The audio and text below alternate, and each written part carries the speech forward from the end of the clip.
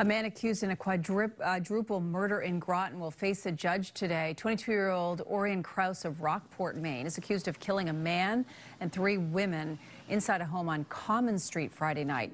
The community held a vigil for the victims last night. Police say this appears to be a case of tragic family violence.